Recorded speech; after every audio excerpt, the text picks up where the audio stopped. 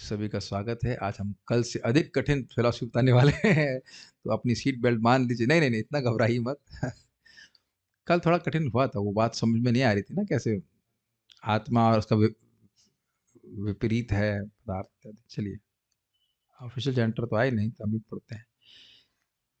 जैसा कि पहले कहा जा चुका है, परम भगवान सच्चिदानंद विग्रह अर्थात स्वभाव से आनंदमय है। कैसे कहा गया था, याद है किसी को संस्कृत?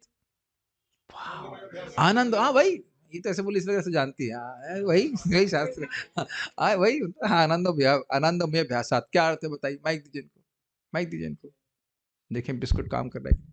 हाँ, आनंदमय अभ्यासात का अर्थ क्या जिसको है? शास्त्र में बार-बार रिपीटेड है कि भगवान हरि बोल, हरि बोल। लड़की परम सीख गई। आनंद है।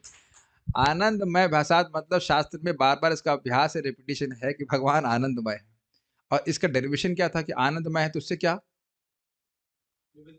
यस, वो विविधता के द्वारा व्यक्ति आनंद का अनुभव करता है। और फिर आध्यात्मिक विविधता की बात हुई थी और भौतिक विविधता की बात हुई थी। ठीक है। तो एक और बात बताई गई थी, मायावादी लोग सोचते हैं कि भाई यहाँ विविधता है तो आध्यात्मिक जगत में विविधता होनी नहीं चाहिए। वो आध्यात्मिक जगत को भौतिक जगत का उल्टा मानते हैं। ये मूल बात गलत बताई गई थी। जैसे अंधकार को देख करके व्यक्ति, जिसने प्रकाश कभी नहीं देखा हो, तो अंधकार को ही देखा हो, तो अंधकार को देखिए, अच्छा अंधकार का अपोजिट प्रकाश होगा। देखिए, आप दोनों वस्तुओं को देखें, अंधकार को भी देखें और प्रकाश को भी देखें, तो इसलिए आप दोनों का सम्यक रूप से अंदाजा लगा सकते हैं कि हाँ, क्या बात हो रही है। मैं अंधकार बोलूँगा तो अंधकार समझते हैं, प्रकाश बोलूँगा तो प्रकाश समझते हैं।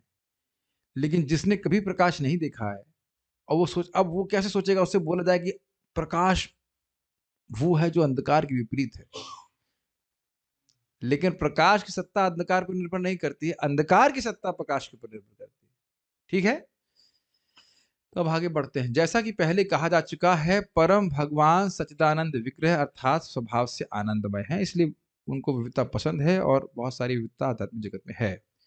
अंतः वे अपनी भिन्न-भिन्न शक्तियों, अंशों, विभिन्नांशों एवं स्वांशों के द्वारा स्वयं का विस्तार करते हैं। यहाँ बहुत सुंदर फोटो रखी गई है भगवान कृष्ण, और उनसे विभिन्न प्रकार के विस्तार हो रहे हैं। और चैतन्य महाप्रभु भी अवतारी हैं। अवतारी परम भगवान सत्य स्वरूप।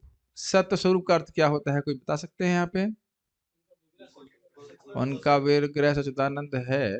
ठीक है। सत्य का अर्थ था, सत्य का अर्थ है त्रिकालिक सत्य, यानी भूतकाल, वर्तमान काल, भविष्य काल में एक समान रहने वाले, उनमें कोई परिवर्तन नहीं आता। ये हम लोग, अगर आप लोग, सभी लोग तो नहीं थे उस समय, कितने लोगों ने 1.1 की क्लासेस अटेंड करी हैं? 1 2 3 4 ऑनलाइन मतलब करी थी। तो वहां पे सत्य की व्याख्या करी गई थी ना, कि जो तीनों काल में एक जैसे विद्यमान रहते हैं। भगवान तो परिवर्तित नहीं होते, इसलिए सत्य स्वरूप कहा जाता है उनको। भगवान का एक नाम भी कहा गया था कि भगवान का एक नाम सत्य है। महाभारत में कोटेशन इत्यादि दिए गए थे, तो कृष्ण का नाम सत्य है और कृष्ण सत्य है और अद्वितीय हैं। एक बात आपने बिल्कुल सही कहा कि उनके समान कोई नहीं, लेकिन दूसरा अर्थ यह भी कि उनके अलावा कुछ और दूसरा भगवान नहीं है, किंतु उनके स्वरूप में उनकी विविध शक्तियां, अंश एवं स्वांश भी विद्यमान है, जिनका एक ही साथ उनसे अलग भी है, जो हिंदी ठीक से नहीं लिखी गई है, जो एक ही साथ उनसे अलग भी हैं और अभेद भी है। जिनका एक ही साथ उनसे, अगर ऐसा कहा जाए, जिनका एक ही साथ उनसे भेद भी है और अभेद भी है। अब इसका अर्थ क्या है? देखिए, कृष्ण के अलावा किसी वस्तु की सत्ता ही नहीं है। कृष्ण यद्यपि एक हैं, जैसे कृष्ण के रूप में हम जान रहे हैं, गोलोक विहारी कृष्ण, क्या अनन्यापेक्षी स्वरूप, जो किसी अन्य स्वरूप की अपेक्षा नहीं करता है। लेकिन भगवान अपने आप को विभिन्न विस्तारों में विस्तारित करते हैं। उसमें दो दो विभाजन हो गए, स्वांश और विभिन्न अंश। उनकी शक्तियों को तो अलग ले लीजिए, शक्तियां भी है, लेकिन मतलब अंतरंग शक्ति, तटस्थ शक्ति और बहिरंग शक्ति, और उसके अलावा स्वांश। इस तरह से भगवान अपने को विस्तारित करते हैं, ये और वो सब उनसे एक ही समय में भेद और अभेद से संबंध रखते हैं। भेद आप देख रहे हैं, वो उनसे विस्तार है, और अभेद है क्योंकि भगवान से अभिन्न है, उन पे आश्रित है। लेकिन देखिए, अभिन्न जब कहा जा रहा है तो माया शक्ति पूर्णतः अभिन्न नहीं है, पूर्णतः अभिन्न नहीं है, मैं कह रहा हूं। हाँ, भगवान में और माया शक्ति में बहुत भेद है, लेकिन क्योंकि माया शक्ति भगवान की ही शक्ति, इस दृष्टि से अभेद है, इसलिए भेद और भेद कहा जा रहा है। चूंकि भगवान स्वभाव से आनंदमय हैं, अतः वे स्वयं का विस्तार विविध प्रकार से करते हैं और इन विस्तार की गतिविधियों को उनकी दिव्य लीला कहा जाता है। ये तो आप बड़ा समझ गए कि आनंद का अनुभव जीव कैसे करता है? सेवा के द्वारा, संबंधों के द्वारा, प्रेम सुख। यही इसी प्रकार से भगवान भी सुखी होते हैं अपने भक्तों के संग, इसलिए विस्तार करते हैं। और जो उनके संग लीला कर, जो उनका विस्तार करना और अपने उनके संग दिव्य आदान प्रदान करना, ये सब उनकी लीला है। भाई आप ये मत पूछिएगा कि कब हुआ, लेकिन भगवान कृष्ण, अब ऐसे बोला जाता है शुरुआत में कृष्ण थे, फिर श्रीमती राधा रानी के रूप में अपने को विस्तारित करते हैं। शुरुआत का मतलब नहीं शाश्वत रूप से ऐसे हैं, लेकिन श्रीमती राधा रानी के रूप में क्यों विस्तार किए? उनकी हिलादनी शक्ति जो कृष्ण को सुख देती हैं। तो ये बातें समझ में आ रही होंगी। इससे प्रभुपाद क्या प्रमाणित करना चाहते हैं? विविधताएं। हमारा चैप्टर का टाइटल क्या है? सुख के लिए कठिन प्रयास। तो वहां से बात लेकर के कि जैसे जगत में लोग दुख भोग रहे हैं, सुख के प्रयास कर रहे हैं, नहीं मिल रहा है, प्रभुपाद जी लेके चल रहे हैं हम लोग को उस तरफ कि कहाँ हमको वाकई सुख प्राप्त हो सकता है। Does make sense? किंतु ये लीलाएं अज्ञानमय और जड़ नहीं है। वे पूर्ण संवेदनशीलता, स्वतंत्रता तथा क्रिया प्रतिक्रिया की स्वाधीनता का प्रदर्शन करते हैं।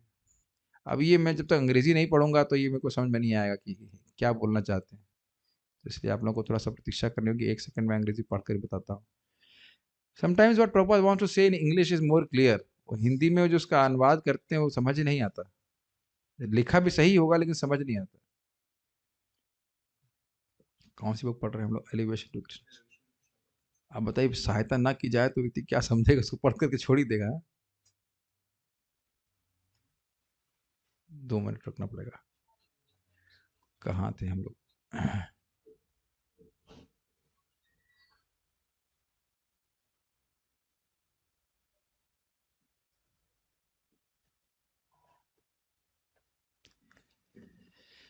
ओके, बहुत अच्छी, बहुत स्पष्ट इंग्लिश प्रभुपाद जी कह रहे हैं। These pastimes are not blind and inert. अंधे नहीं है पास टाइम, जड़ नहीं है। इनर्ट मतलब जड़ नहीं, संवेदनशील है। कृष्ण जैसे बहुत, इसमें बहुत विस्तार किया सकता है। कृष्ण अपने भक्तों से बहुत प्रेम करते हैं, उनकी एक एक इच्छा को जानते हैं और पूर्ण करते हैं। भक्त बहुत संवेदनशील है, वो जान रहे हैं कृष्ण क्या चाहते हैं, कब क्या चाहते हैं, किस प्रकार से कृष्ण को सुख सुख देना चाहिए। इन सबों के बारे में भगवान के भक्त अत्यंत संवेदनशील हैं। ये अब आप समझते ही हो। अभी हम लोग अर्जुन जी का प्रसंग भी तो सुन रहे हैं, कितना अर्जुन स्मरण कर रहे हैं कि कृष्ण किस प्रकार से उनका आदान प्रदान कर रहे हैं। एक एक भक्त के प्रति भगवान बहुत ही संवेदनशील है। संवेदनशील क्या कहते हैं? सेंसिटिव, सेंसिटिव, हाँ, पर्सनल, पर्सनल है, व्यक्तिगत है। तो इसलिए जड़ नहीं है। They exhibit full sense. अब हिंदी में क्या अनुवाद किया गया है इसका? तो वे पूर्ण संवेदनशीलता, तो बड़ा स्पष्ट है। सेंसिटिवनेस, ठीक है। उसके बाद आगे क्या बोल रहे हैं? Independence and freedom of action and reaction. Okay, क्या अर्थ है इसका? पहली बात, भगवान और भक्त के बीच में अत्यंत संवेदनशीलता का व्यवहार है। अब इस पर बताने लग जाऊंगा तो बहुत सारे पास टाइम से एक पास टाइम जरूर सुनाना चाहिए। हमको बहुत अच्छा लगता है पास टाइम, संवेदनशीलता को बड़ा स्पष्ट समझा देंगे।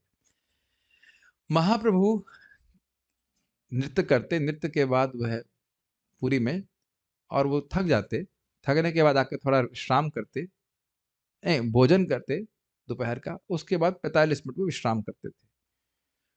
तो भोजन करने के बाद गोविंद जो उनके व्यक्तिगत सेवक हैं उनकी चरण संवाहन करते थे। एक दिन उनकी परीक्षा लेने के लिए महाप्रभु दरवाजे पे ही लेट गए। देख रहे हैं कितना,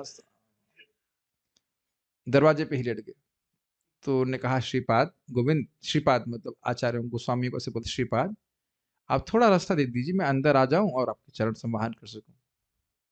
तो महाप्रभु कहते हैं, मेरे पास शक्ति नहीं, मैं बहुत थक गया हूं, तुमको जो करना हो करो, हम मतलब तुम्हारा सेवा करना हो तो करो, नहीं करना है तो ना करो। तो अपना उत्तर ये है, गोविंद भगवान के साक्षात भगवान सामने है, बहुत बड़ी बात है। वो जानते हैं कि भगवान है, उनके ऊपर रख करके उनको लांग गए। ये लीला बहुत बहुत मार्मिक है, बहुत अद्भुत है। साक्षात भगवान है। क्या आप किसी भक्त को भी आप नहीं लांगोगे? मैं नहीं समझता आज तक आप किसी भक्त को लांगे होंगे। मंदिर में भी कहीं टाप गए होंगे, गलत से हाथ पांव पड़ जाता अलग बात है, लेकिन जानबूझ करके तो कृष्ण को देखने के लिए आप टापते हुए तो नहीं जाते। इतना तो सामान्य भक्त भी एक शिष्टाचार का पालन करते हैं। मैंने आज तक कभी मैंने किसी को देखा नहीं, मुझे तो याद नहीं किसी को देखा हो कि भक्त किसी भक्त को टाप के जाते हैं ऐसे करके। वो लेटा हुआ हो, गिर जाए अलग बात है, प्रणाम कर रहे हैं, टापना तो बहुत बड़ी बात हो जाएगी ना। भक्तों के समाज में तो हम ऐसा तो नहीं होते हुए देखते हैं, कर्मी जगत में तो सब चलता है, ये अपराध होता है। तो गोविंद उनको ऊपर उत्तरी रख करके क्रॉस कर गए। 45 मिनट हो गया, अधिक समय हो गया, और थोड़ा सा स्पेस दे दीजिए बीच में क्या। हाँ, और जब महाप्रभु की नींद खुली तो महाप्रभु पूछे कि तुम यहाँ क्या कर रहे हो? इतना समय हो गया, तुमने भोजन क्यों नहीं ग्रहण किया? तो मैंने कहा आप यहाँ लेटे हुए थे, इस कारण से मैं कैसे बाहर जाता? तो महाप्रभु ने कहा जैसे आए थे वैसे बाहर चले जाते। अब इसके बदले में गोविंद को उत्तर नहीं दिए।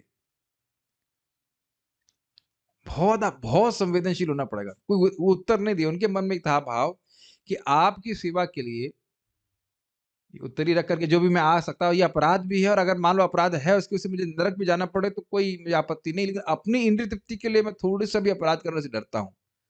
तो कुछ संवेदनशीलता समझ में आ रही है कि नहीं? मैं एक एग्जाम्पल दे रहा हूँ, कहाँ इतना भौतिक जगत में कोई संवेदनशील होता है? खाओ खाओ मर जाओ कि नहीं, क्या फर्क पड़ रहा है? Who cares in this world practically. और आप प्रैक्टिकली देखते होंगे, मैं खाली शब्द बोल रहा हूँ, सेंस, फुल सेंस। कितना व्यक्ति इस जगत में कॉन्शियस रहता है बताइए? संबंधों में नहीं रहता है। स्पेशली इस समय, स्पेशली आप देखेंगे कि संबंधों में इनसेंसिटिविटी बहुत बढ़ गई है। आप मेरी बात समझ रहे हैं? किस बात से क्या होगा, क्या उसको दुख लगा? मैं तो, चलिए एक हैंड रेज का प्रश्न है। आपके घरों में, अब आप लोग डिवोटी हो गए हो तो अलग बात है, लेकिन जब डिवोटी नहीं थे, लोग बुरा तो बहुत बोलते थे, कभी सॉरी बोलते थे? आपकी सास ने कभी डांट लगाई हो, कुछ कही हो तो सॉरी बोला कभी? बेटा हमसे गलती, हमारे हृदय को दुख लगा होगा, हमें क्षमा कर देना। आपके यहाँ कभी कोई घर में झगड़ा तो होता है? हम भी कौन सा सॉरी मांगते थे? हम तो आज तक कभी सॉरी नहीं मांगे अपनी बहन से। खूब झगड़ा करते थे, अपने बचपन में ताला मार देता था। तो बोला, बस छोटे बन की बात कर रहा हूँ, बचपन। और बड़े होकर भी बहुत झगड़ा किया, कभी सॉरी नहीं बोले। तो यहाँ भक्त हो रहे हैं, थोड़ा तो हृदय पिघल रहा है, तो सलाम कुछ गलती हो जाती है तो व्यक्ति सॉरी बोलने में हिचक नहीं करता। मैं एक सिंपल सी बात बोल रहा हूं, आप मेरी बात समझ पा रहे हैं? कितना कितना लोग द्रोह कर लेते हैं, कोई सॉरी नहीं बोल रहा है। क्या सेंसिटिविटी है! कितना सुंदर शब्द है ना, सेंसिटिव। तो भक्त होने के बाद व्यक्ति करता है, इसके लिए बहुत गुणों की सफाई होने की जरूरत है। तब व्यक्ति समझेगा कि मैं क्या बोल रहा हूँ, उसका क्या प्रभाव सामने वाले पे पड़ेगा, कि कहीं दुख तो नहीं होगा, है कि नहीं? और आप लोग ये भी अनुभव कर रहे होंगे कि भक्ति में आने से आप समझ रहे हैं कि पहले कितने कोर्स थे। कोर्स समझते हैं? COARSE, rough. हम कितने रफ थे और कैसे बातें करते थे, और ये जैसे जैसे आप भक्ति में प्रगति करते जाएंगे उतना और अनुभव करेंगे हम कितने रफ थे। और जब हम जिस चेतना में होते तब अनुभव नहीं करते कि हम रफ थे। बहुत बहुत, अरे इतनी सुंदर बात याद आ रही इसी शब्द पे। जब जय विजय को श्राप दिए चार कुमार, तो भगवान क्या बोल रहे हैं कि आप जैसे ब्राह्मणों का अगर मेरा हाथ भी अपराध करता है तो मैं अपने, ध्यान दीजिएगा, मैं emphasize अपने हाथ को काट दूंगा। अब देखिए भगवान कितने सेंसिटिव है, अपने पार्षदों की तुलना किससे कर रहे हैं? अपने हाथ से। तो चार कुमार अब भ्रमित हो गए कि ये हमको डांट रहे हैं कि हमारी प्रशंसा कर रहे हैं। अब मेरी बात समझ, देखिए कितना सेंसिटिव है। भगवान विष्णु मुस्कुरा करके बोल रहे हैं ब्राह्मणों को। अ, गुस्सा है ब्राह्मण, लेकिन ब्राह्मण को एकदम शांत कर दिया। भगवान के सामने गुस्सा नहीं थे, भगवान को देखते शांत हो गए थे वो। लेकिन कितना संवेदनशील है। मेरा हाथ अपने, समझ रहे ना, मेरे भक्तों ने आपका अपराध किया है, तो ये ऐसा है जैसे मेरे हाथ से आपका अपराध हुआ, तो वो आत्मीयता दिखा रहे ना अपने भक्तों से। और यह भी आप जानते हैं कि जय विजय इच्छा कर रहे थे कि भगवान की झगड़ा करने की इच्छा है, मतलब लड़ने की इच्छा है, युद्ध की इच्छा है, तो हम वह सेवा कर सके। कितनी संवेदनशीलता है। बहुत एक और पास टाइम याद आ रहा है, मैं पहले भी बताया, वो भी बड़ा अच्छा पास टाइम है कि मैं एक संवेदनशीलता पे बोल रहा हूँ कि कृष्ण जो गोप कुमार पहले डायरिंग फेस्टिवल में जाते हैं, तो कृष्ण लौट के आते हैं और सब गोपियां माता यशोदा कहती हैं इसको नहलाओ, तो गोपियां नहला रही होती हैं, बहुत टाइम लगा रही है, तुम लोग बहुत टाइम लगा रही है ऐसे करके। फिर यहाँ कृष्ण आ जाते हैं, नंद महाराज वेट कर रहे हैं, जैसे सुने कि नंद महाराज वेट कर रहे हैं, तुरंत आ जाते हैं खाने के लिए कृष्ण। तो कृष्ण बलराम जी बैठे हैं दोनों तरफ नंद महाराज के, और राधा रानी मनोहर लड्डू लेके आ रही है। अब देखिए कितने प्रेम से बनाई होंगी राधा रानी मनोहर लड्डू। अब रोज मैं कुक नहीं हूँ, मैं कथा बोल सकता हूँ, मैं कुक नहीं हूँ, मुझे नहीं पता क्या होता, गोलोक पहुंचेंगे तो खाने को मिलेगा। तो मनोहर लड्डू बना के लाई और वह है कृष्ण को देती हैं, तो कृष्ण से खाते हैं और ऐसे मनाते हैं क्या बना दिया, तो सब लोग देख रहे हैं, कृष्ण की हर बात पे सबका वो नजर है कि क्या बना दिया, ऐसा ना आपने खाया ना कड़वा बन गया था कुछ। और फिर वो लड्डू जो है इधर गोप कुमार को देते, खा करके वो एकदम बिल्डर हो जाते हैं बिल्कुल की। आप देख रहे हैं कि मैं खाली सेंसिटिविटी की बात कर रहा हूँ, बहुत बहुत बहुत विस्तार है, चरितामृत तो भरी हुई है संवेदनशील लीलाओं के द्वारा, संवेदनशील लीलाओं के द्वारा, एक एक पॉइंट पे आप देखेंगे। एक और मैं बताना चाहूंगा इसी पे, एक बार नित्यानंद प्रभु बहुत सुंदर चावल लाए बंगाल से, और वो ला कर के दिए गदाधर दास पंडित को, जो टोटा गोपीनाथ की सेवा करते थे। तो उन्होंने चावल बनाया और उसमें घी भी लाए थे, तो गाय का बढ़िया घी, A2 घी कह लीजिए, जो भी कह लीजिए, घी पड़ा, और इमली के पत्ते की सब्जी, एक चटनी जो भी बनाया है, केवल 2 आइटम, इतना बढ़िया बना होगा। और महाप्रभु को नेता भी नहीं दिया गया, देखो भगवान को बाहर कर दिया। खैर टोटा गोपीनाथ तो भगवान से अभिन्न है, तो महाप्रभु बिना न्योते के आ गए वहीं, कहते तुम लोग इतना बड़ा फीस्ट कर रहे हो, मुझे बुला नहीं रहे। तो देख रहे कितना प्रेम का आदान प्रदान चल रहा है। तो हम खाली ये बोल रहे हैं कि इस प्रकार से संपूर्ण संवेदनशीलता, दैट मीन्स, और समझिए इस बात को, भक्त पूरी तरह से सचेत है कि उसका संबंध क्या है भगवान से, भगवान क्या चाहते हैं उससे, इत्यादि। तो इस प्रकार की संवेदनशीलता वहां पे विद्यमान है। अच्छा, दूसरा क्या है, स्वतंत्रता। अब आप देख सकते हैं, हम लोग को लगता है कि हम लोग स्वतंत्र है कार्य करने के लिए, लेकिन हम लोग गुणों से पूरी तरह से बंधे हैं, है कि नहीं। आज एक वक्त बोले जब कर रहे हैं प्रभु जी नींद आ रही है, तो अब देख रहे हैं जब तो करना चाहते हैं, लेकिन जब करने के लिए भी स्वतंत्र नहीं है, उसमें गुणों का प्रभाव आ रहा है, उसमें राग द्वेष चल रहा है, किचिर मिचिर, पूरी तरह से स्वतंत्र है। मान लो हम कहें कि 24 घंटा आप जब करना चाहते हैं, तो फिर कुछ आ जाएगी ना कठिनाई बीच में, नींद है, भूख है, शरीर दर्द करने लगेगा, पीठ दर्द करने लगेगी, फिर उसके बाद आप गद्दा लेके आई से बैठ सके ठीक से, बहुत हजार तरह की परेशानी है। तो स्वतंत्रता का मतलब है, अब आप जो भी लिमिटेशन सोच रहे हैं वो नहीं है, जो भी लिमिटेशन सोच लीजिए, जब तक समय की पाबंदी, शरीर की पाबंदी, सामर्थ्य की पाबंदी, कुछ ही पाबंदी नहीं है, जब तक चाहो तब तक कृष्ण की सेवा कर सकते हैं, अनंत काल तक जीव कर ही रहा है, और कितना सुख मिलेगा उसकी भी कोई लिमिटेशन नहीं है, वो सब इस प्रकार से। तथा क्रिया प्रतिक्रिया की स्वाधीनता का प्रदर्शन करती है, इसका अर्थ समझ रहे हैं, इस जगत में वो कार्य करते हैं तो उसका एक रिएक्शन मिल जाता है, यह सब भगवान की दिव्य लीलाओं में नहीं है। ठीक है, रीड परम सत्य की विविध, परम सत्य की विविध शक्तियों की क्रिया प्रतिक्रियाओं की जटिलताएं एक बहुत बड़े विज्ञान का विषय है, जिसे दिव्य भगवत विज्ञान कहते हैं। हाँ, और ये जटिल क्यों है, क्योंकि जड़ बुद्धि वाले इसको समझ नहीं सकते। अरे भगवान बोले आत्मा के काटा नहीं जा सकता है, और देखो देखो उनके बाण लग रहे हैं, उनके शरीर से खून आ रहा है, इसका मतलब शरीर उनका भौतिक। और भगवान इसी बात को बोलते हैं, अवजानंती माम मूढ़ा, क्यों मूढ़ा, मानुषिम तनु आश्रित। क्लियर हो गया है? जो मूल है वह जो मुझको नहीं समझ पाते हैं, वो क्या सोच रहे हैं कि मैं मनुष्य के शरीर का आश्रय लेके आ रहा हूं। ये सब बातें बहुत जटिल है, इतना जब तक कोई प्रामाणिक रूप से नहीं सुनेगा, वो कभी नहीं समझ सकता भगवान की लीलाओं को। ये बात आप लोग बहुत हल्के में ले लेते हैं, लेकिन ये आज ही बात हो रही थी। 23 कमेंट्रियां थी जब प्रभुपाद जी ने भगवद गीता की कमेंट्री लिखी है इंग्लिश में। 23 कमेंट्री, और एक भी व्यक्ति भक्त नहीं बना। दैट्स अमेजिंग, है ना? एक भी व्यक्ति भक्त नहीं बना। 23 कमेंट्रियां छपी होंगी तो कम से कम क्या 23 कमेंट्री तो कहते हैं कि 23 ही किताब होंगी। एक एक कमेंट्री की कितनी प्रतिलिपियां होंगी, उसको पढ़ रहे होंगे लोग, लेकिन किसी को कुछ समझ नहीं आ रहा है।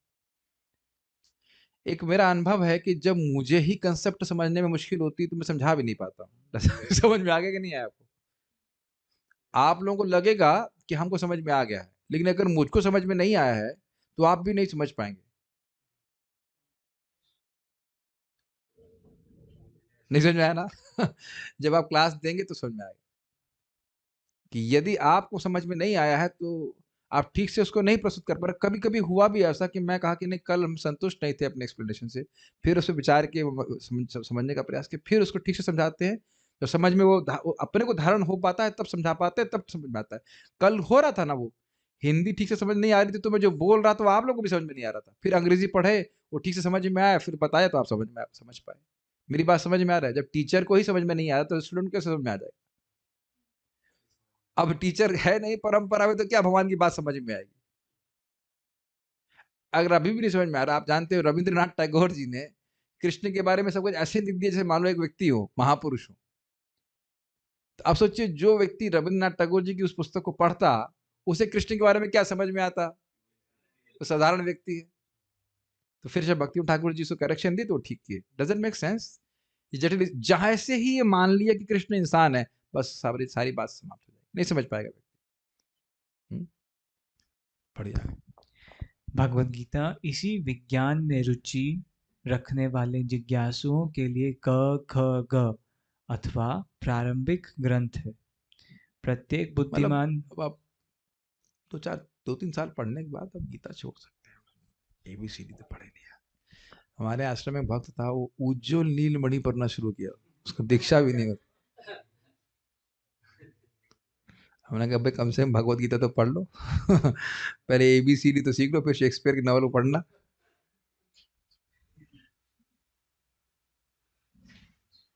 आगे पढ़िए। बहुत लोग बोलते हैं इसको, इसी को इस्कॉन में तो ABCD सिखा रहे,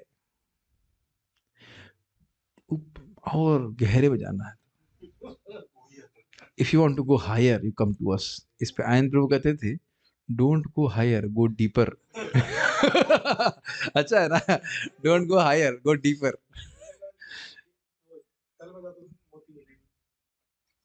हायर हायर जाने के चक्कर में बहुत ऊंचे से नीचे गिरेंगे।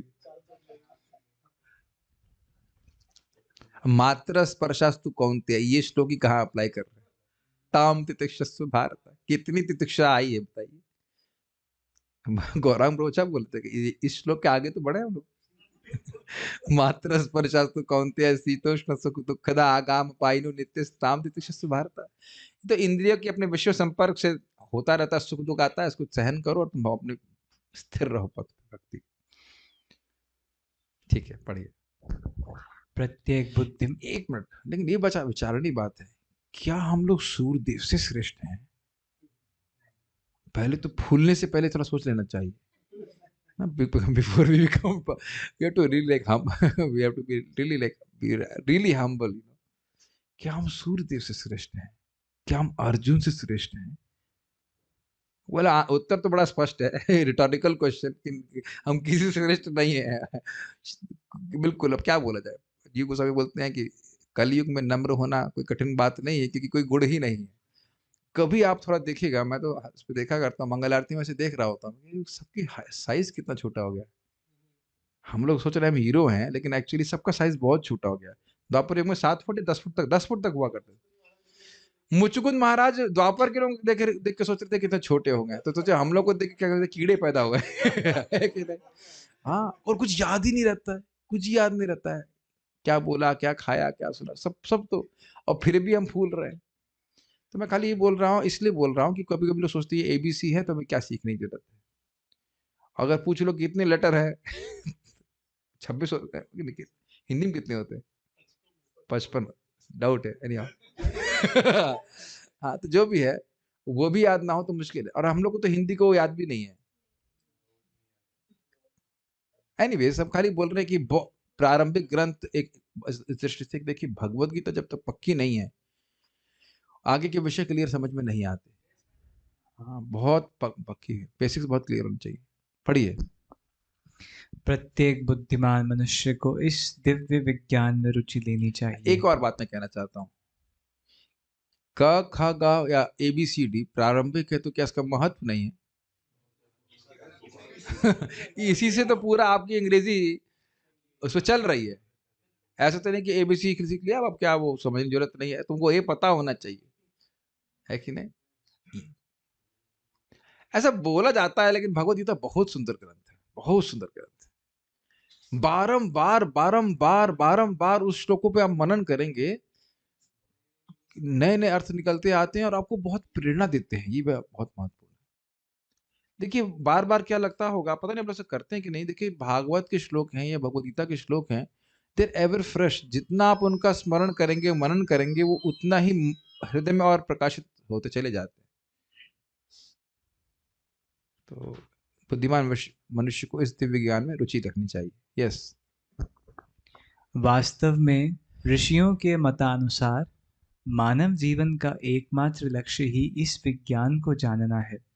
वेदांत सूत्र का प्रथम वाक्य है अथातो ब्रह्म जिज्ञासा, अर्थात ब्रह्म के विषय में जिज्ञासा करने का यही उपयुक्त समय है।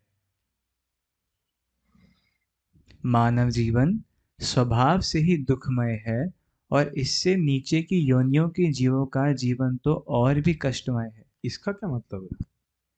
स्वभाव से ही दुखमय?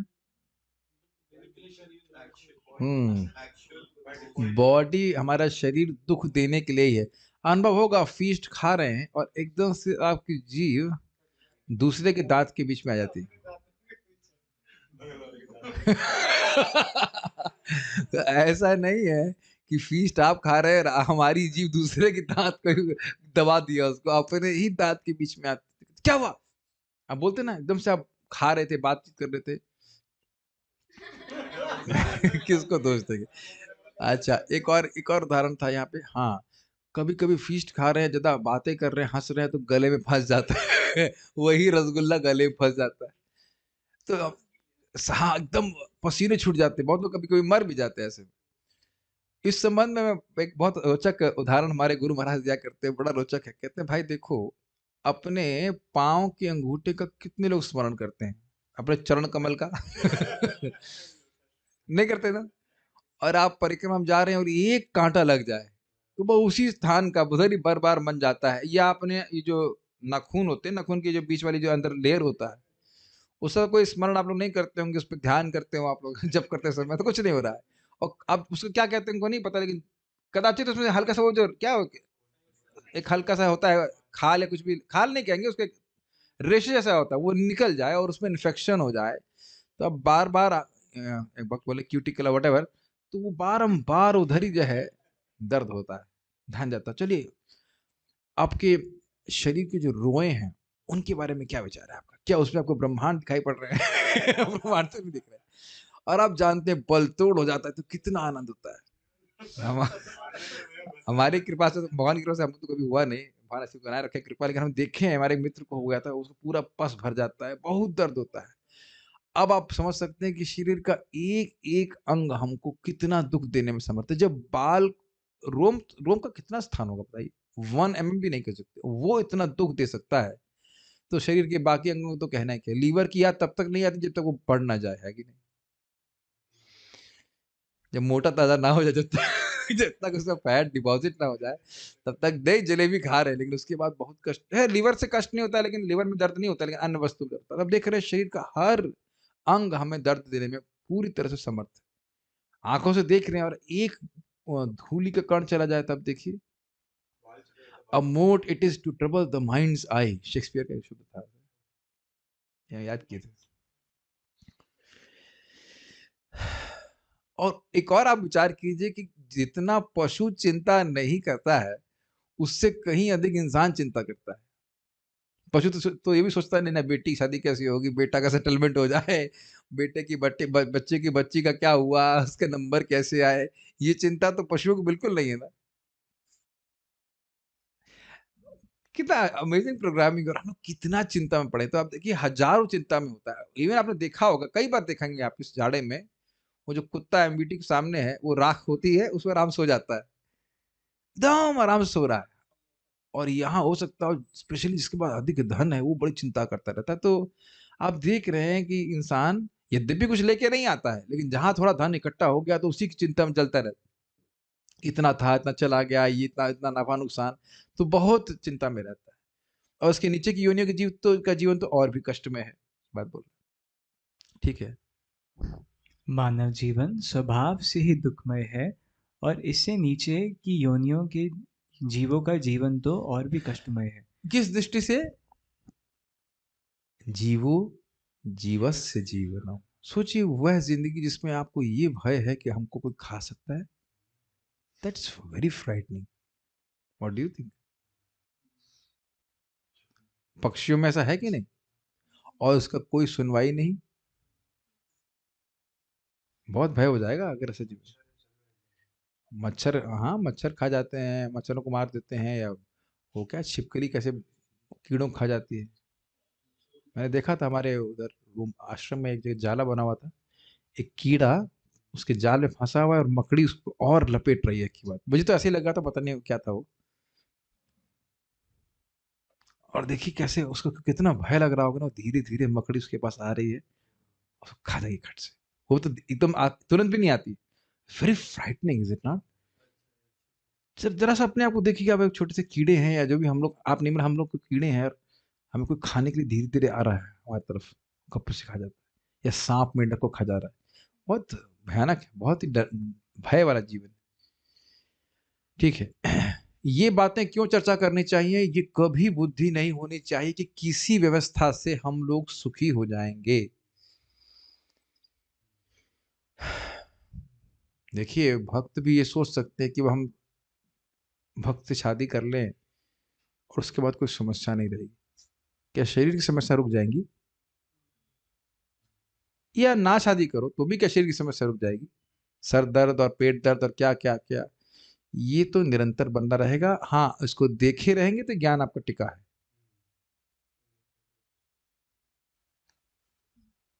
गीता में बोलते हैं ना भगवान, जन्म मृत्यु जरा व्याधि दुख दोषा अनुदर्शनम। अनुदर्शनम का अर्थ क्या होता है? निरंतर। कभी ये नहीं सोचे कि मेरा जीवन सुखमय भौतिक रूप से कभी हो सकता है। It doesn't work like that. और इसका प्रभाव क्या होगा? व्यक्ति निरंतर अग्रसर रहेगा आध्यात्मिक जीवन में आगे प्रगति करने के लिए। ये जगत हमारा, हम ना इस जगत के हैं, ना जगत हमारा है, हमसे हमारा से कोई मतलब नहीं। एक के बाद एक कोई ना कोई कष्ट बना ही रहेगा। ये बुद्धि का निर्माण कभी नहीं होना चाहिए कि अब हमारी कोई समस्या नहीं रहेगी। एक ना एक समस्या हमेशा रहती है। कोई यहाँ पे ऐसा व्यक्ति से अभी कोई समस्या नहीं है? अलग अलग उम्र के यहाँ पे लोग हैं, है कि नहीं? चाहे शरीर में हो चाहे मन में हो। मन तो थोड़ा बहुत तो प्रसन्न रहता है, लेकिन फिर भी कुछ ना कुछ कष्ट सभी को विद्यमान है। पढ़िए। मतलब देखिए, मैं एंटी मैरिज ब्यूरो की तरफ से नहीं बोल रहा हूँ। मैं खाली बोल रहा हूँ कि ये व्यवस्था सोचना कि भाई दूसरा व्यक्ति हमको सहायता कर देगा, हमारे दुखों की निवृत्ति कर देगा, वो होने वाला नहीं है। वो संभव नहीं है। साथ में वो शादी करे, भक्ति करे तो ठीक है, जो भी कर रहा है, लेकिन ये मत सोचिएगा कि दुख कुछ कम हो जाएगा। रत्ती भर भी कुछ कम नहीं हो सकता। अब बड़े का कम होगा वो जाने अपने हिसाब से, लेकिन कम नहीं हो सकता दुख। जो है लिखा वो अपने को आता है, और लिखा बहुत सारा है, समझ लीजिए।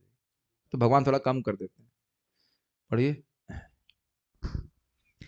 भले बुरे की उचित समझ रखने वाला कोई भी बुद्धिमान व्यक्ति समझ सकता है कि इस भौतिक संसार में जीवन दुखों से भरा हुआ है और कोई भी व्यक्ति इन दुखों की क्रियाओं प्रतिक्रियाओं से मुक्त नहीं है। प्रभुपाद कितने सुंदर तरह से शब्दों का चयन किए हैं। केवल ये नहीं कह रहे हैं बुद्धिमान व्यक्ति, क्या कह रहे हैं उससे पहले?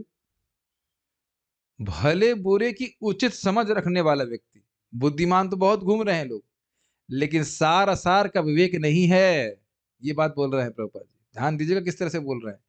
आपको कि तो इतना पढ़ा लिखा है, आप भी तो बता रहे थे आपके कोई चाचू का भाई है, जो भी कोई है, बहुत पैसे वाले हैं, बहुत बुद्धिमान है, लेकिन क्या उनको सार असार का विवेक है? ना। हमसे कहीं अधिक बुद्धिमान लोग घूम रहे हैं दुनिया में, लेकिन सार असार के विवेक ही नहीं है कि क्या वस्तु महत्वपूर्ण है इस जगत में। ये दो प्रकार की बुद्धि है, आप इसको अनुभव कर पा रहे हैं? आपने रट्टा मारा, एग्जाम में नंबर दिया है, वो एक प्रकार की बुद्धि है। आप एनालिसिस कर सकते हो वस्तुओं का, वह भी एक अलग प्रकार की है, लेकिन सार असार का विवेक वे अलग बुद्धि है। और ये कब मिलती है? जब हम भजन करते हैं। शुरुआत में आप सुनते हैं, लगता नहीं इतना बुरा नहीं है, दैट मतलब बोल रहे हैं लोग कि दुनिया बुरी है, लेकिन we can turn the things around. ऐसा कुछ नहीं, चेंज करते, life is good, not not that bad, just हो गया, बस थोड़ी सी सेटिंग हम सब सही करते हैं, हल्का सा ट्यूनिंग करेंगे, सब एडजस्ट हो जाएगा। लेकिन ऐसा है नहीं भाई। जैसे स्वाभाविक सी बात है कि मदिरालय में चरना मृत्यु नहीं मिलेगा आपको, हिमालय में अग्नि नहीं मिलेगी, और दुखालय में सुख नहीं मिलेगा। तो ये लोगों को बड़ा डिप्रेसिंग लगता है, लेकिन नहीं, आप इससे पहले उसकी व्याख्या सुन चुके हैं ना कि आध्यात्मिक जगत किस प्रकार का है। वहां जाना है, वहां पहुंचेंगे तो सारी समस्या समाप्त हो पाएगी। पढ़िए आगे। यह जीवन के प्रति निराशात्मक दृष्टिकोण नहीं है, अपितु एक वास्तविकता है जिसके प्रति हमें आंखें नहीं मूंदनी चाहिए।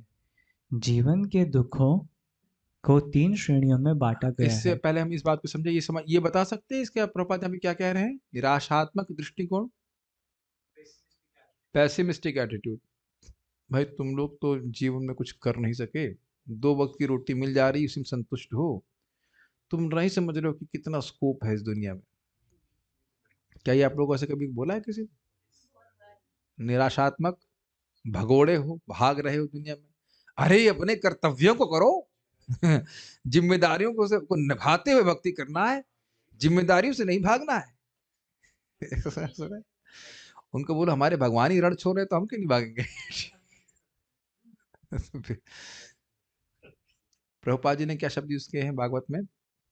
Self created responsibilities. कहीं प्रथम स्कंद में हम पढ़ चुके हैं ना। What does that mean? Self created responsibility, अपने आप को खुद ही इंचार्ज घोषित कर दिए। बहुत बहुत ही धो करके बोलने, मतलब धोने वाला शब्द है। खुद ही अपने को इंचार्ज बना लिए। कौन तुमको इंचार्ज बनाए भौतिक जगत का? इससे पहले हम आगे जाए, इसको समझ रहे हैं लोग? भरी बात आ ही जाएगी। लोग शादी करते हैं, कौन बोला तुम करने के लिए? खुद किए कि नहीं?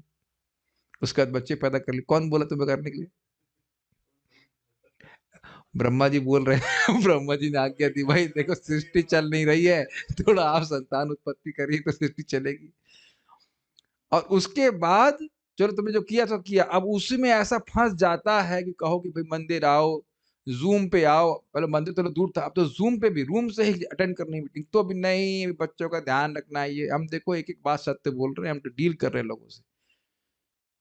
60 साल तक पहुंच जा रहे हैं, उसके बाद भी व्यक्ति फंसा पड़ा है। मैं अभी उसके यहाँ पे कोई व्यक्ति नहीं जो मैं से बोल रहा हूँ, मैं उसकी बात कर रहा हूँ, मैं मन में स्मरण कर रहा हूँ। हमारे एक व्यक्ति हैं,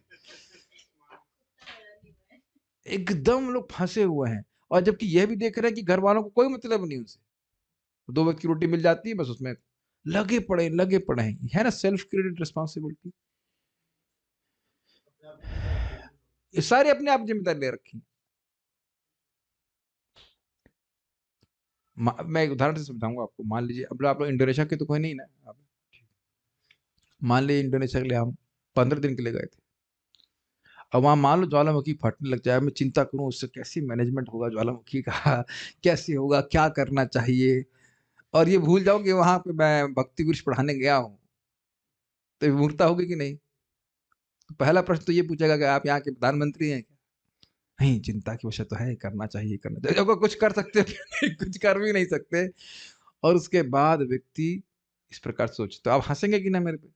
15 दिन के लिए गए हो, बातें समझ में आ रही, मैपिंग हो पा रही है? 15 दिन के लिए गए हो और इतनी चिंता कर रहे हो उस स्थान में जहाँ तुम्हारे ओपिनियन की भी कोई वैल्यू नहीं है। तो प्रभुपाद यही बोलते हैं, इस क्षणिक जीवन के, चुटकी के जीवन को हम बहुत मानते हैं। कल भी एक भक्त हमको बोल रहे थे, देखो ये यही होता है, मैं शब्द का बड़ा प्रभाव होता है। बोल रहे थे ये डिवोटी लड़की बड़ी अच्छी है, वो डिवोटी प्रभु जी बड़े अच्छे हैं, शादी करके वो लोग सब सुखी रहेंगे। और हम भी मूर्खतावश उनको दोनों को पूछ लिए कि क्या आप शादी करना चाहते हैं, अलग अलग पूछा। ये बेवकूफी की बात है, हमको पढ़ना बना दी वो, बेवकूफी की बात है। हम तो एंटी मैरिज ब्यूरो में घुमा दिए। मेरे ही मन में आ गया, हाँ भाई लोग साथ में रहेंगे तो भाई अच्छे से भक्ति करेंगे। कौन जाने दोनों लोग तलवार निकाल रहे, जिंदगी भर तलवार से युद्ध करते चले बैठे। नहीं, हम तुम्हारी बात नहीं सुनेंगे। इट इज क्वाइट पॉसिबल,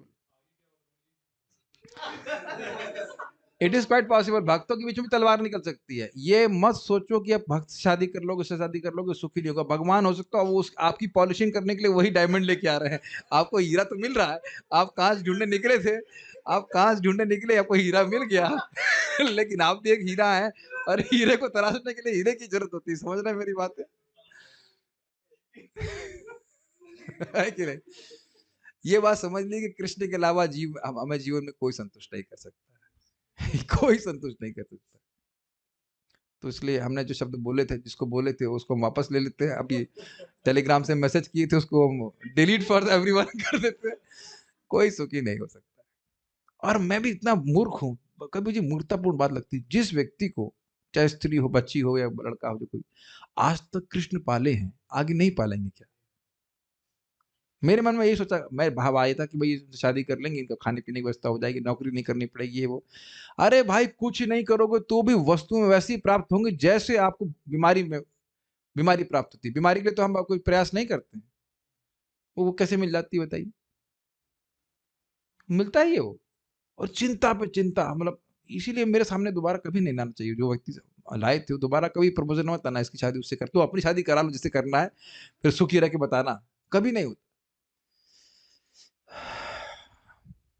बात आ गई, हम खाली बोल रहे थे कि सब नहीं, ये किसी भी भौतिक अरेंजमेंट से you can not be happy, you can not be happy. ठीक है? तो ये प्रभात कह रहे हैं कि ये निराशात्मक दृष्टिकोण नहीं है, ये रियलिस्टिक है। पेसिमिस्टिक नहीं, रियलिस्टिक असेसमेंट है। जैसे मेरे ख्याल से आप लोग ऐसे कुछ करते हैं ना, जो शेयर्स या जो भी स्टॉक्स की बात, एक निराशावादी एनालिसिस नहीं करते हैं, रियलिस्टिक एनालिसिस करते हैं कि क्या वो कितना ये बढ़ेगा या जो कुछ करेगा। मुझे नहीं पता क्या बिजनेस में भी व्यक्ति एक रियलिस्टिक क्या कहते हैं, असेसमेंट करता है। मैं गलत तो नहीं कह रहा हूँ? Is it not realistic? और मैं कहूँ कि नहीं, मैं च्यवनप्राश बनाऊंगा, लोग लाइन में लग करके च्यवनप्राश खरीदेंगे। तो ये तो जैसे कृष्ण हॉल में लाइन लगती तो बेवकूफी की बात होगी ना। इस तरह कोई निराशावादी नहीं, रियलिस्टिक है ना, रियलिस्टिक। तो रियलिस्टिक की भाई जगत में कोई सुखी नहीं है। मुझे इसलिए हंसी आती है कि मैं जितने लोगों को भी देख रहा हूँ, मेरे सामने भी है, उन सबकी मैं एक एक समस्या का लिस्ट कर सकता है, ये समस्या है, वो समस्या है, और प्राय उनमें से किसी है कि वो समस्या सॉल्व भी नहीं हो रही, ना मेरे पास कोई सोल्यूशन है। Is it not? एक ऐसी समस्या जो आपसे सॉल्व नहीं हो रही है, ये अगर हो रही तो बहुत धीरे धीरे हो रही है। What ever, everybody has this. तो उसके संग सहन करते हुए, चलते हुए, जो उसके लिए आवश्यक करिए, लेकिन भगवान की भक्ति ही मुख्य बात है, वो समझना चाहिए। ये शरीर दुख देने के लिए ही दिया गया है। That has to be understood. Bad use of a bad, sorry, best use of a bad bargain. जब तक शरीर है चला लीजिए इसको, और भगवान की भक्ति करके निकल जाइए। इससे पहले मैं आगे जाए, बस मैं ये बोलना चाह रहा था कि देखिए, हो सकता है आपका पारिवारिक जीवन बहुत अच्छा जाए, हाँ, पति बहुत अच्छा हो, सब कुछ अच्छा हो, सास भी हो सकता है अच्छी हो जाए, लेकिन जो भी है, लेकिन बच्चों के प्रति जो आसक्ति है, उसका तो अनुभव आप लोगों ने किया ही नहीं है। जिनके खुद के अभी बच्चे नहीं हुए हैं, कितनी आसक्ति होती है बच्चों से, आप नहीं समझ रहे। आपके माता पिता को बहुत आसक्ति होती है, बहुत आसक्ति रहती है। और फिर आप ही की नहीं, आपके बच्चों से, और उसके बाद धागे कभी समाप्ति नहीं हुई। बोलते जरूर हैं, बस बस बेटी की शादी कर ले, फिर हम बस ब्रज में ही वास करना है। सब कुछ नहीं हो पाता। और इन सब का आत्मा से क्या संबंध है? तब अगर ये विचार करने लग जाए, तब तो बहुत हमें शर्म आती है कि अपने पे शर्म आएगी, इन सब का क्या मतलब है बताओ आत्मा से। तो हम खाली बात कर रहे थे कि जीवन के दुखों के प्रति आंख नहीं मूंद लेना चाहिए, जैसे कि कबूतर होता है ना, शुतुरमुर्ग, हाँ बेस्ट एग्जाम्पल शुतुरमुर्ग, कबूतर का एग्जाम्पल भी है। शुतुरमुर्ग पे कोई अटैक करने के लिए वो सियार कुछ भी आता है तो वो अपना मुख जो है बालू में गड़ा लेता है, तो उससे फिर वो है भेड़िया चला जाता है उसे नहीं खाता। या कबूतर पे भाई बाज अटैक करता है तो कबूतर आंखें बंद कर लेता, तो बाज कहता है, "अरे ये जब को देख ही नहीं रहा तो उसे क्या खाना, जो हमको देखना भी नहीं चाहता उसको मैं खाना क्यों चाहूं, है ना, ये सोचता है ना। और अगर आपको याद हो धृतराष्ट्र भी ऐसा ही कर रहे थे ना, विशीर्ण दंत मंताग्नि इत्यादि, उनको याद दिला जा रहा है भाई तुम सराग कफमुत वहन इत्यादि इत्यादि, तुम शरीर से काफू गल रहे हो, सब कर रहे हो, क्यों ना इस दुख को हम देखें। ये मैं बार बार रुक कर यहाँ चर्चा कर रहा हूँ कि इस पे विचार करना चाहिए, सबसे महत्वपूर्ण समस्या है। सबसे महत्वपूर्ण तो गलत बोल गया, यही एक समस्या है, बाकी और कोई समस्या नहीं है। कि पार हो गए, इससे पार हो जाए। बहुत सारे कमेंट्स आ रहे हैं कि बहुत विरोध हो रहा है। अच्छा, और हंस रहे हैं, हंसने वाली बात क्या है, मैं तो दुखों की बात कर रहा था। अच्छा, ये लोग सब सच्चिदानंद विग्रह है इसलिए मुस्कुराते रहते हैं।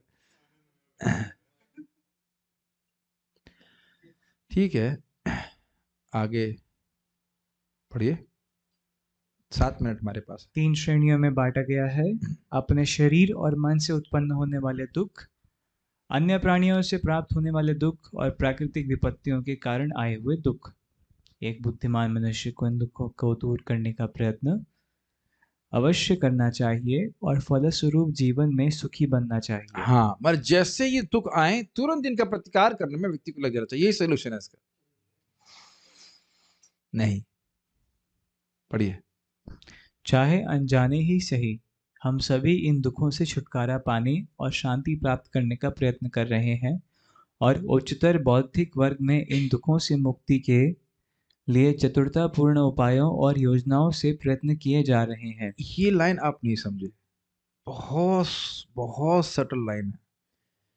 चाहे अनजाने ही सही, ये एकदम आप लोगों को समझ में आ जाएगा। मैं कुछ व्याख्या करने का प्रयास करते, देखिए जब हम भक्ति में नहीं थे तो हम लोग आदि दैविक, आदि भौतिक, आध्यात्मिक कष्टों को नहीं अनुभव कर रहे थे, है ना, कर रहे थे, लेकिन डेफिनेशन नहीं बता रहे है कि नहीं।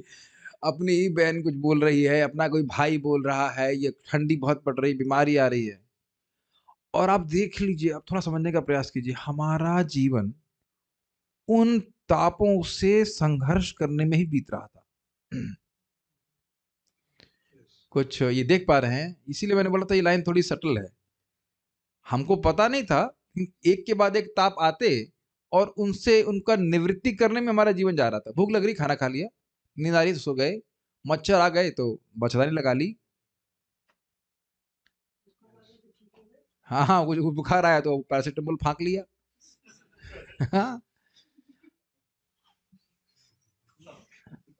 फाँकना फाँकने तो फाँक लो, फाँकने तो कहते हैं चलो चलो।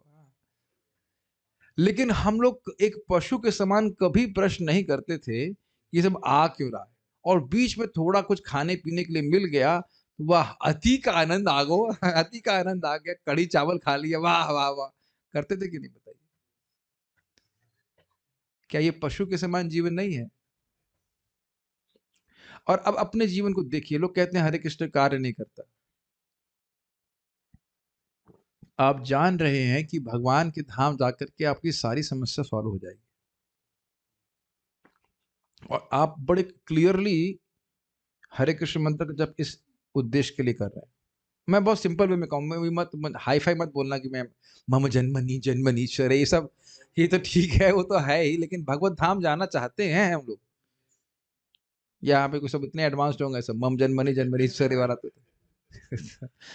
क्लियर है ना कि भाई यहाँ दोबारा जगत में आने का कोई प्लानिंग नहीं। अगर आपको अभी भी नहीं समझ में आ रहा, जरा सोचिए कि बस अब कल माँ के घर में बैठना है,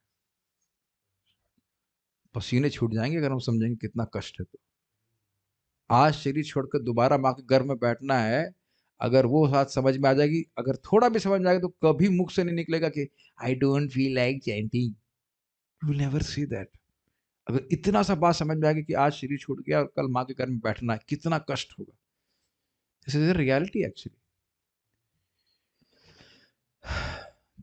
तो मैं दोनों बातों को बताया, आप लोग दोनों बातों को समझ पा रहे हैं। पहले भी हम दुखों से निवृत्त होने का प्रयास कर रहे थे और अनजाने में नहीं समझ में आ रहा है कि कहां से आ रहा है, क्यों आ रहा है कि नहीं। अब हमको पता है कि इसे दुख से निवृत्त होने का तरीका है भगवान का नाम जप करके भगवान के पास वापस चला जाना। Does that make sense? दोनों में बहुत अंतर है। पढ़िए। हाँ, और दूसरी बात कह रहे हैं कि जो बहुत बुद्धिमान वर्ग हैं वो अब बहुत चतुर सोचते हैं अपने आप को। दवाई दवाई बना देंगे आप। कोविड आया, वैक्सीन लगा देंगे। अरे भाई, कोविड आया तुम वैक्सीन लगा दोगे तो दूसरा स्ट्रेन कौन दे रहा है? वो क्या है अभी, कौन सा स्ट्रेन है? ओमिक्रॉन। ओमनी मतलब सब कुछ जानने वाला। हाँ हाँ, तो क्या आप प्रकृति के पार चले जाओगे? और क्या सोचते हैं उसका और वायरस नहीं है? एक से एक वायरस, तुम जिंदगी में वैक्सीन ही बनाते चले जाओ, है कि नहीं? तो वो सोच रहे हैं कि हम क्या किसी तरह चतुराई के द्वारा प्रकृति के ऊपर विजय प्राप्त कर लेंगे। ऐसा होने वाला नहीं है, ये प्रपात कह रहे हैं। किंतु यस, पढ़िए। किंतु जो नेक्स्ट पेज। किंतु जो शक्ति बुद्धिमान से, हाँ, किंतु जो शक्ति बुद्धिमान से बुद्धिमान व्यक्ति के सभी उपायों और के भी सभी उपायों और योजनाओं को मात दे देती है, वह है माया देवी की शक्ति। क्लियर समझ में आ गया? तुम यहाँ बहुत चतुराई दिखा रहे हो, लेकिन माया देवी के पास बहुत क्षमता है। आपने अगर देखा हो अपने जीवन में तो लीला आप लोग संग हुई होगी कि माँ जब पिटाई करती थी तो पहले तो हम बहुत चतुराई दिखाते थे, फिर माँ पकड़ लेती थी और फिर सोचते थे कि हम लोग ये ऐसा कर ले वैसे करें तो चेहरे पे ना पड़े, लेकिन घुमा के माता जी चापड़ मारती थी, याद आ रहा है? कभी कभी हाथ पहले इधर पीछे मार देती तो इधर रोकते होते मैं मुंह पे चाटा पड़ता है। गलत तो नहीं कह रहे? ये तो लीला आप मतलब दिव्य लीला करके आए। यस, इधर ये तो सब लोग देखिए ना, और यही हो रहा है। इधर आप देखेंगे अर्थक्वेक बचाएंगे, उधर कोविड निकल गया, कोविड रुक गया तो कहीं उधर बवंडर आ गया। कहां तक भागोगे तुम? तो देखिए, और माँ भी जबरदस्ती नहीं मार रही है, माँ क्रूर नहीं है। अगर दुर्गा माँ की बात से मैपिंग करें तो हम जो जो लड़का ठीक होता है उसको नहीं पिटाई होती। जो लोग भगवान से विद्रोह किए रहते हैं उतना अधिक दुख प्राप्त होता है। इवन अभी भी आप देखें, सामान्यतः भक्तों के जीवन में उतना दुख नहीं होता है जितना कि भौतिकतावादी लोग दुखी होते हैं। अगर आप अच्छे से भजन कर रहे होते हैं, शरीर में भी कष्ट कम आता है और सबसे बड़ी बात है मन में बहुत शांति बनी रहती है। और अगर दुख भी आता है तो आप इतने अभिभूत नहीं होते। That is also a very valid point, नहीं आपको लगता? मेरे एक पिताजी का शरीर छूट गया था, ओके ठीक है, लाओ संस्कार कर दिया, आगे जाके शाम को जाके हम दीपदान करके आए, कीर्तन कर रहे, कथा कर रहे। नानी जी का भी शरीर छूटा था। ऐसा नहीं कि हम लोग हार्टलेस हैं, लेकिन we don't become affected by those things. ठीक है, जो भी उसके लिए आवश्यक है करना ही होता है। मुझे तो याद है जब मेरे को डेंगू हुआ था, अच्छा ठीक है, okay, I have to give the body, you don't feel that much attached. ऐसे लग रहा है कि हम शरीर से बहुत आ सकते हैं। ऐसे सनक सर हमको बता रहे थे कि गंगा जी में वो राफ्टिंग करने गए थे ना, कुछ भी करने, तो वो डूब रहे थे, कहते हैं अच्छा ठीक है। कश्मीर ऐसे लग रहा पानी में डूबने वाले थे, नहीं डूबे, लेकिन लगे कि मैं मतलब डूब जाऊंगा, मर जाऊंगा, कहते हैं ओके ठीक है। जबकि वो तो गृहस्थी में है, इनको चिंता नहीं था कि बच्चों क्या होगा, पत्नी को क्या होगा, और चिंता करके होगा भी क्या। तो बहुत बड़ी बात हम यहाँ सीख रहे हैं कि माया देवी की शक्ति हमसे बहुत अधिक चतुर है माया देवी, और जितनी भी चतुराई कर लें हम उनके जो दुख देने की जो फंडे हैं, डंडे हैं, उनसे बच नहीं सकते यदि हम भगवान से विद्रोह करते रहे। ठीक है।